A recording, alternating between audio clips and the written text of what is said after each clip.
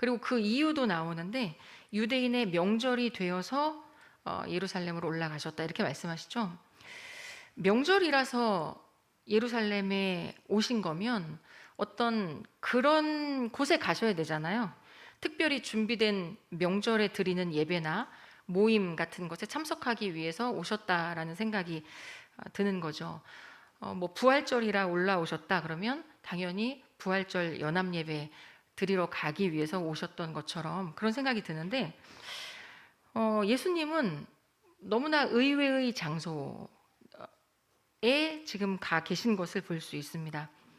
당시에 유대인들이나 종교 지도자들이나 뭐 바리새인들이 예루살렘에 올라왔는데 유대인의 명절이 되어서 올라왔다 그러면 보통은 이제 성전에 있겠죠. 더구나 이날은 안식일인데 9절에 보니까 안식일인데 예수님은 전혀 그 안식일과 그리고 유대인의 명절과 어울려 보이지 않는 그런 베데스다라고 하는 곳에 지금 계십니다.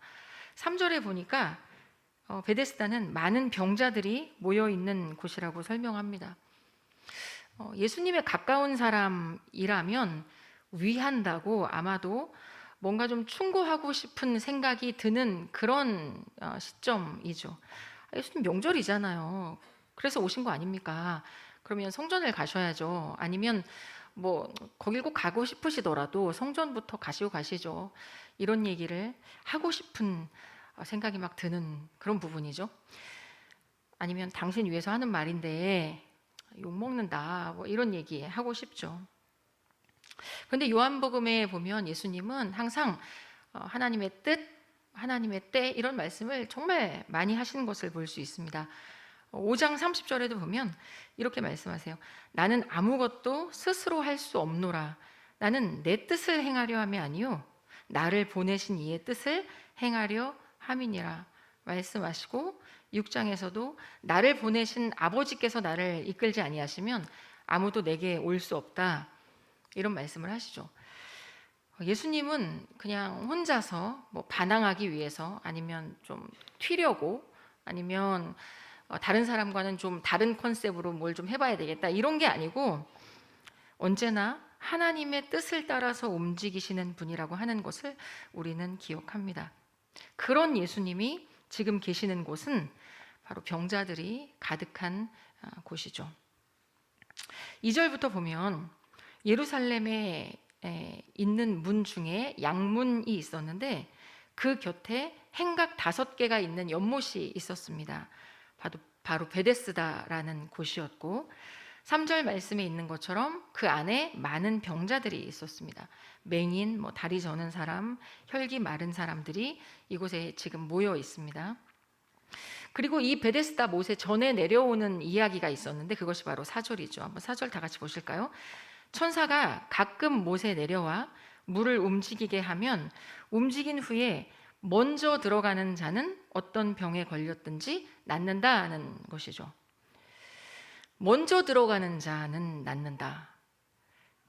이 부분을 우리 교회에서 함께 나누는 날마다 솟는 샘물 큐티 밑에 있는 설명에 보니까 히브리 종교와 헬라 미신이 섞인 하나의 속설로 하나님의 천사가 가끔 물을 휘저을 때 제일 먼저 물속에 들어가는 자는 병이 낫는다고 사람들이 여겼다 이렇게 나와 있습니다.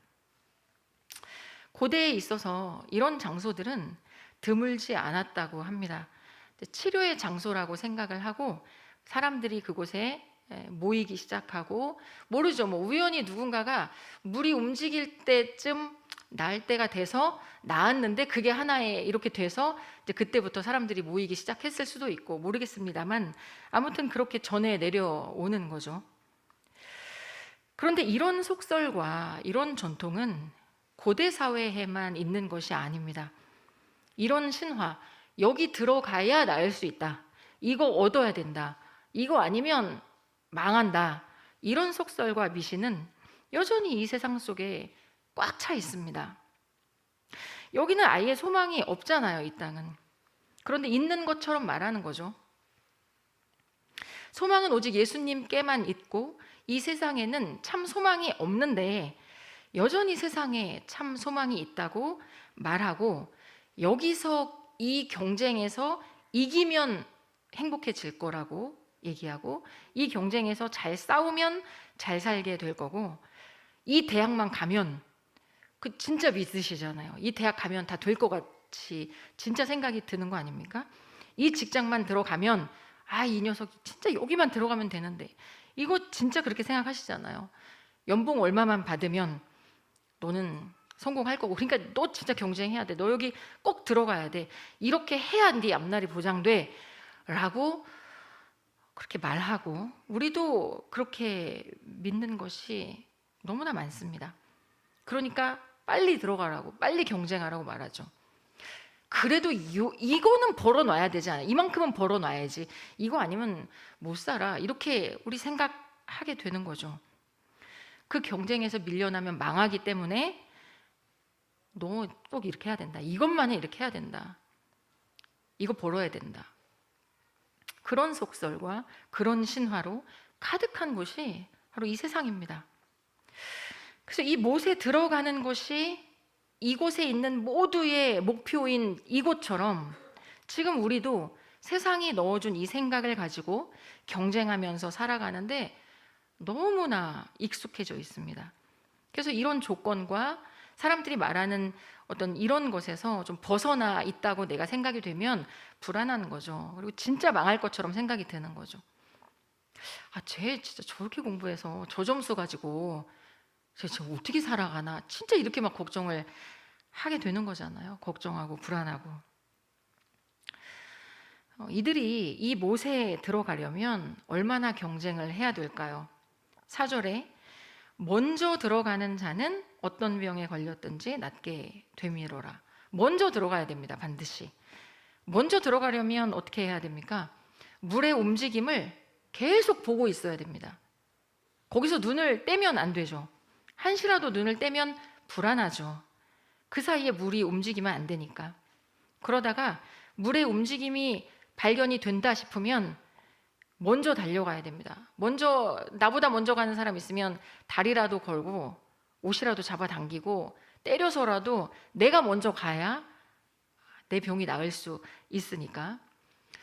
그래서 이 베데스다를 이렇게 떠올려 보면 이런 말이 떠오르죠. 1등만 기억하는 세상, 이런 말이 떠오릅니다. 그런데 베데스다는 이름의 뜻은 사실 긍휼의 집이라는 뜻입니다. 긍휼의 집, 자비의 집. 그런데 긍휼의 집이라고 하면 우리 어떤 것이 떠오르세요?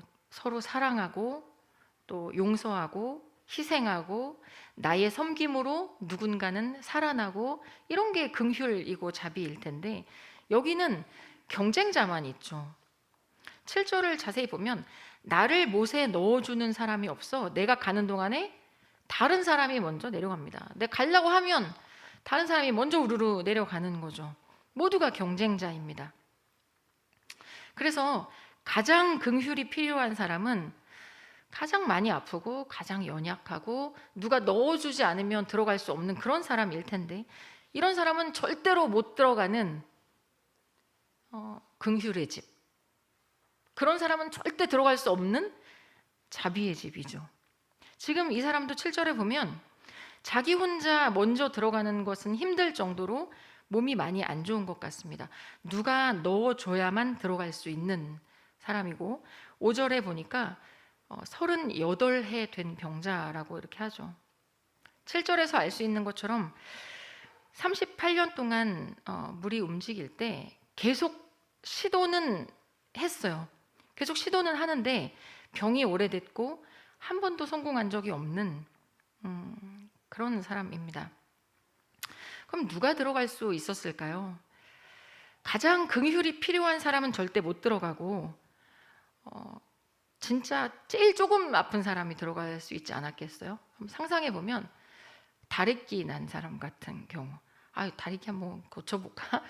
근데 달리기 잘하는 사람, 그런 사람이 제일 먼저 들어가서 빨리 낫겠죠. 이 사람들 생각으로 하면 38년 된 이 병자는 이제까지 얼마나 많은 절망을 경험했을까요? 만약 물이 1년에 한 번 움직였다면 38번의 낙오와 절망을 맛본 것이고 1년에 2번 움직였다면 1년에 3번 움직였다면 뭐 분기별로 움직였다면 모르겠습니다. 몇 번 움직였는지 가끔 움직였는지 뭐 잘 모르겠으나 얼마나 들어가고 싶었을까요? 얼마나 낫고 싶었고 얼마나 많은 좌절을 경험했을까요? 근데 이 사람에게 소망이 있을까요? 긍휼의 집이라고 말하는 이곳에 긍휼이 있습니까? 긍휼이 있으면 누군가가 38년이나 이렇게 지금 있는데 먼저 들어가세요 하고 우리 다 같이 도와줘서 먼저 들어가게 좀 해줍시다 이렇겠죠. 이 사람이 여기 있으면서 이번에는 실패했지만 내가 다음에는 나에게 차례가 돌아오겠지 뭐 이런 확신이 있어서 지금 여기에 있는 걸까요? 아니면 혹시나 하는 마음으로 다음에 내 차례야 뭐 이런 생각으로 있는 걸까요? 아니면 그냥 뭐 다른 대책이 없으니까 그냥 누워 있는 걸까요? 우리는 어떤가요? 세상의 그 소리들이 진짜 그럴 것 같아서 진짜 그렇다고 생각해서 확신이 있어서 진짜 나를 잘 살게 해줄 것 같아서 그 소리를 신뢰하고 따르고 똑같이 따라가고 있는 건가요? 아니면 다른 대책이 없으니까 그래도 이게 현실이고 사람들 다 이렇게 사는데 그 소리와 그 속설을 따르지 않으면 뭐 또 방법이 있나 싶어서 그렇게 따라가고 있는 건가요? 이런 이 사람의 모습을 보시고 예수님께서 이 사람에게 다가오십니다. 참 긍휼, 참 베데스다이신 예수님이 6절에 이 사람에게 다가오십니다. 한번 6절을 볼까요? 예수께서 그 누운 것을 보시고 병이 벌써 오래된 줄 아시고 이르시되 내가 낫고자 하느냐. 이 세상의 방식과 세상의 질서 속에 있는 그 세상의 질서로 꽉 찬 이곳에 그리고 이 38년 된 병자를 보시고는 예수님이 다가오십니다. 이 세상의 질서로 꽉 차 있는 이곳에 예수님이 오신 거예요. 빛이신 예수님이 오신 거죠.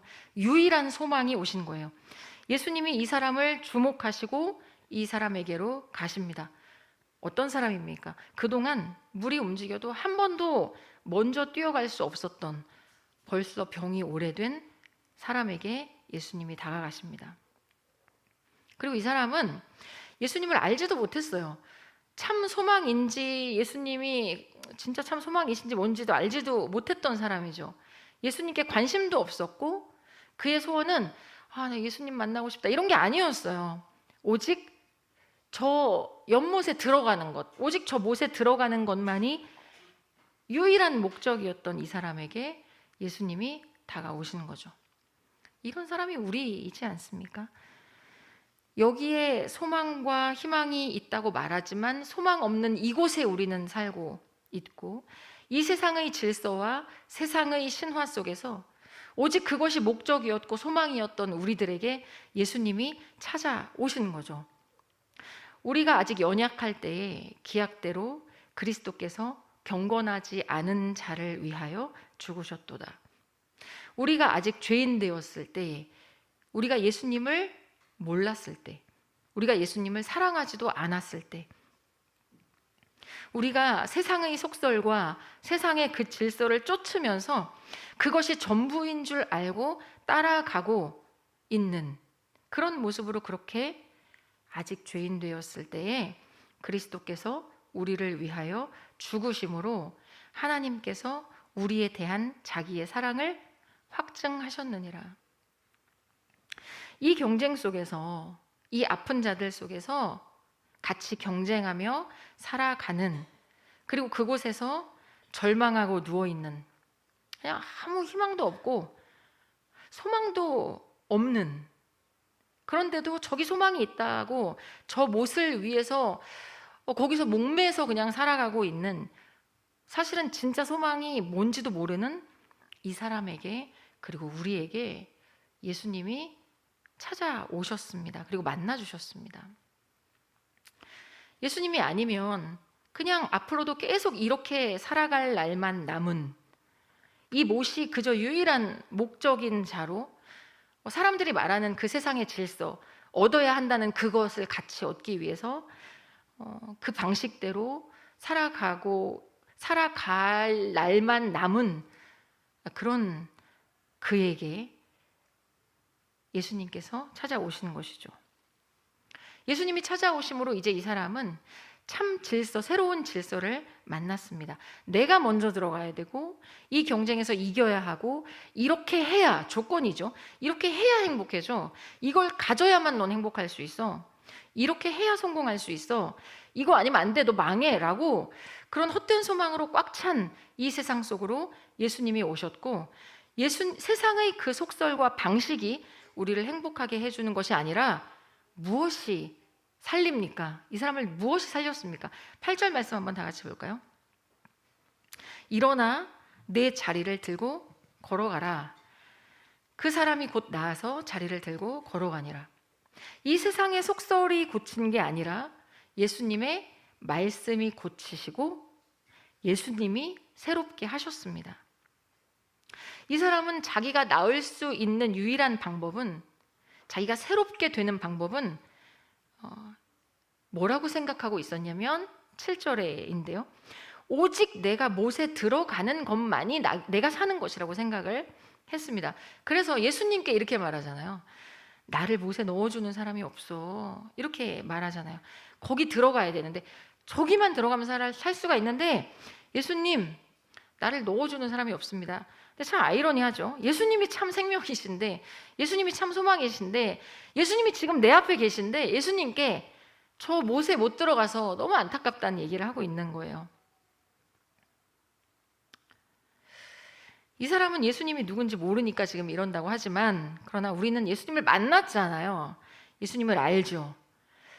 우리에게 하나님의 말씀이 계속 선포되고 있고 예수님이 우리와 함께 계시는데 우리는 여전히 저기에 소망이 있다고 말하고, 아무리 예수님이 계셔도 그래도 저거 가지지 못하면 안 된다고, 빨리 저거 달라고 예수님께 떼쓰면서, 예수님 참 소망이 계시는데 예수님 저 못에 넣어달라고요. 빨리 저 못에 넣어달라고. 저거 있어야 돼 행복하다고요.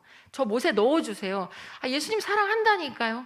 그러니까 빨리 못에 넣어달라고요. 그러면 예수님 더 사랑할게요. 이러고 있는 거죠. 진짜 잘 믿을게요. 저기만 넣어주시면 진짜 잘 믿을게요. 이러고 있는 거죠. 그러나 이 사람은 그 못에 들어가서가 아니라 들어가지 않았는데 일어났습니다. 예수님의 말씀이 그를 살리셨죠. 성공의 길이라고, 해답이라고 여겼던 그 못에 들어가지 않았는데 예수님이 오셔서 깨뜨린 것입니다. 야, 저 못에 들어가는 거 그거 아니야 라고 예수님이 오셔서 깨뜨리신 것이죠. 그 생각을 깨뜨리시고 그 전제를 깨뜨리신 것입니다. 그 못에 들어가기가 이 사람에게 평생의 목적이었고 그 못에 들어가기만이 살 길이라고 여겼던 이 사람을 그 못이 살린 게 아니라 예수님이 살리십니다. 오늘 이 사람이 만난 분이 누구냐면 세상의 그 질서가 아니라 창조주를 만난 거잖아요. 창조주를 만났고 참 질서를 만났습니다. 참 긍휼, 베데스다, 참 베데스다를 만난 것이죠. 베데스다라고 말하는 그곳에 베데스다가 없었는데, 긍휼이 없었는데 예수님이 참 베데스다이신 예수님을 이 사람은 만난 것이죠. 그러면 오늘 우리의 현실은 무엇일까요? 세상의 속설을 따라서 어쨌든 예수님이 오셨어도 예수님은 예수님이고 지금 나의 현실은 이거이니까 어쨌든 사람들과 경쟁해서 이 세상에서 잘 살려면 어쨌든 이것도 내가 얻어야 살 수 있는 거 아닙니까? 나도 저 못에 들어가야 되지 않습니까? 라고 우리가 말할 때가 얼마나 많습니까? 더 열심히 이기고 경쟁 안 할 수가 있습니까? 넘어뜨리고 뒤처지면 안 되니까 세상에서 더 잘 살아가려면 지금 이 경쟁을 무시할 수 없다. 이렇게 말하면서 우리가 특별히 감당하기 어려운 문제들 앞에 서면 더 그것이 현실이라고, 이것 보라고, 저 못에 안 들어가면 안 된다고 우리는 얘기하게 되죠. 그런데 긍휼 없는 그 긍휼의 집에서 같이 싸워야 하는 게 우리의 현실이 아니고, 우리의 현실은 오히려 그것들과 싸우는 것입니다. 그렇게 해야 살아남을 수 있다고 하는 그 속설에 자꾸 귀 기울여지는 나와의 전쟁인 거죠. 그 세상 질서를 따르고 싶은 내 생각과 싸워야 하는 것이고, 저걸 따라가지 않으면 불안한 마음이 들어서 어느새 또 그 못 앞을 기웃거리고 있는 나와의 전쟁.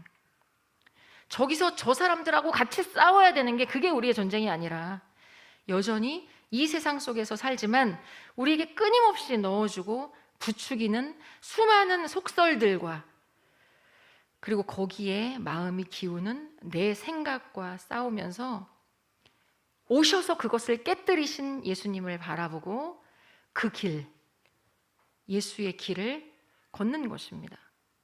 내일부터 또 우리는 수없이 직장에서, 또 상사에게, 동료에게, 학교에서 이런 세상의 속설과 이런 신화들이 계속 우리에게 들려올 것 아닙니까?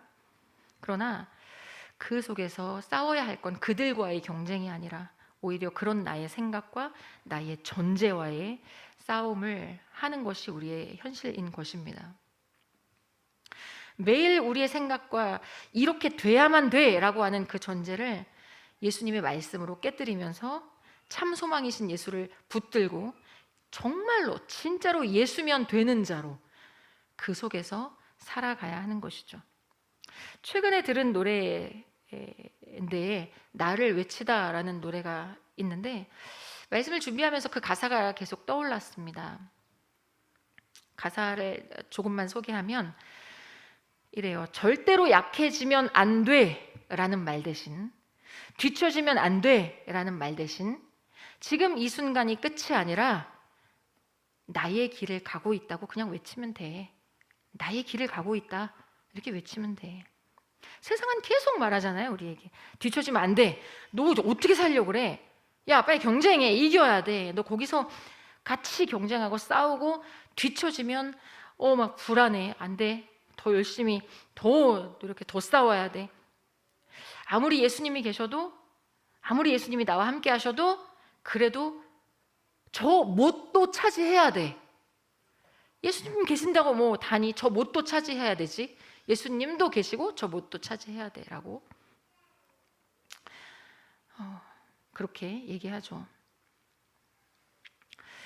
그러나 그 싸움, 그 전쟁을 해야 하는 것이 아니라 오히려 그 말들, 그 생각들, 그 속설들, 거기에 기우는 내 마음들과 싸우면서 올해 우리의 주제, 그 길, 그 좁은 길, 예수의 길로 내가 가고 있나? 됐어, 그러면.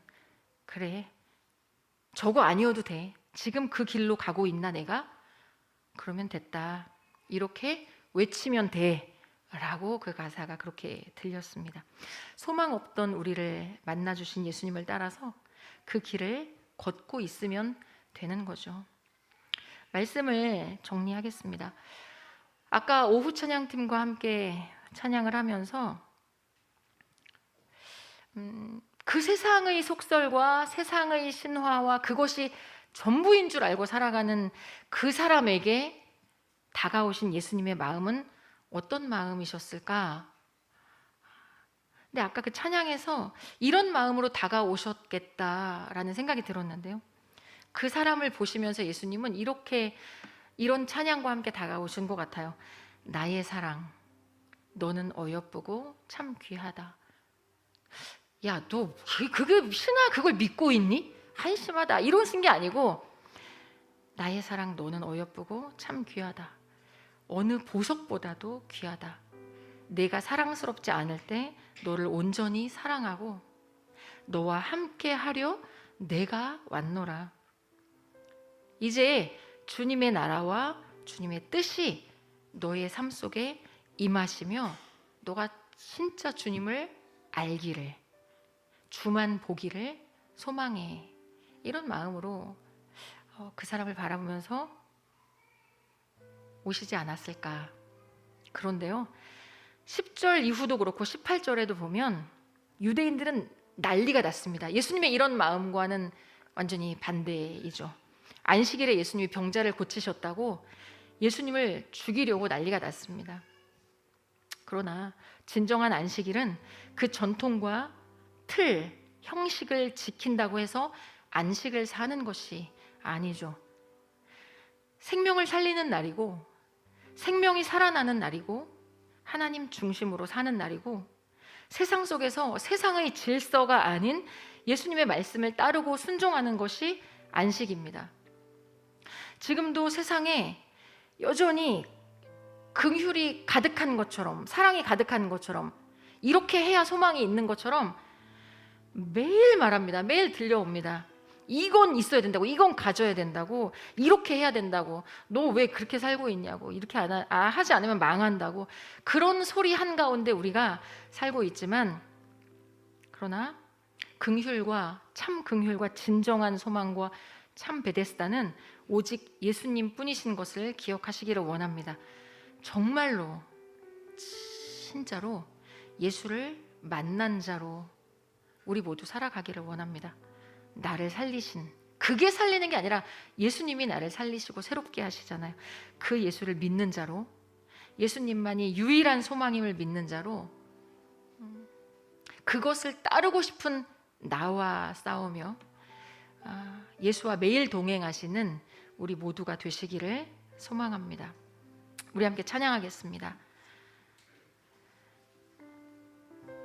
세상의 유혹 시험이 내게 몰려올 때에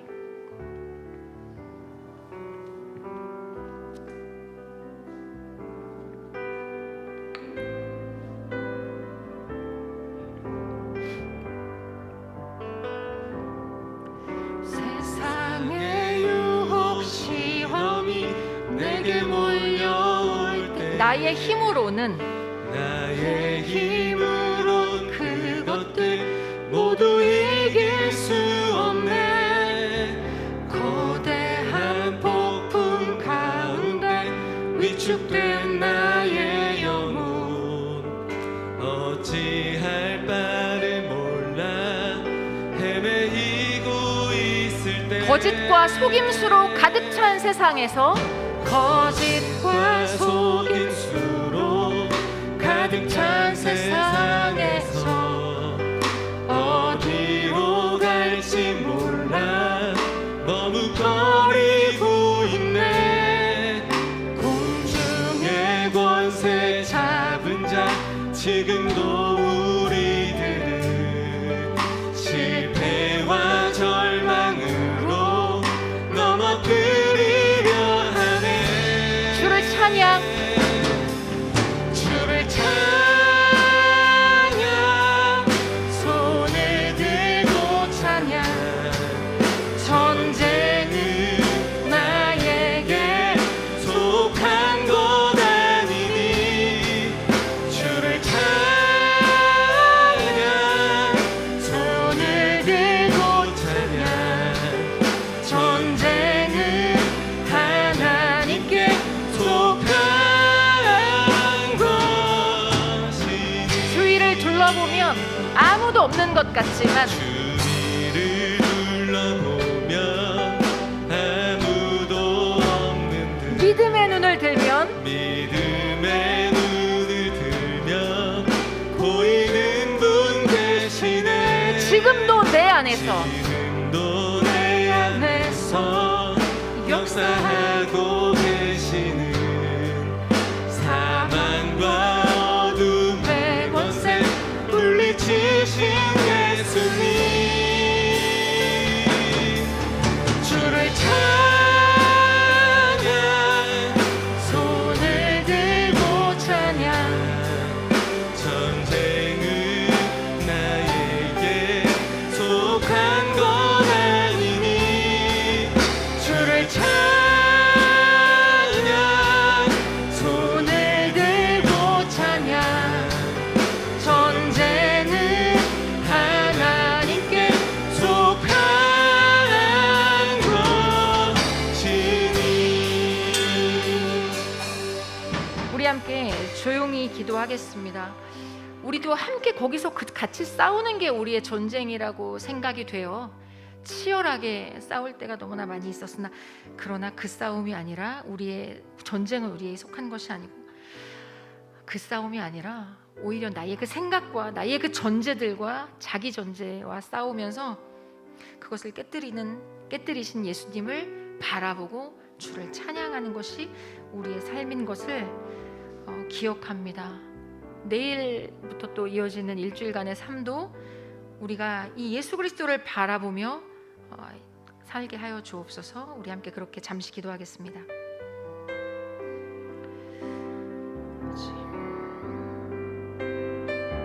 그 존재.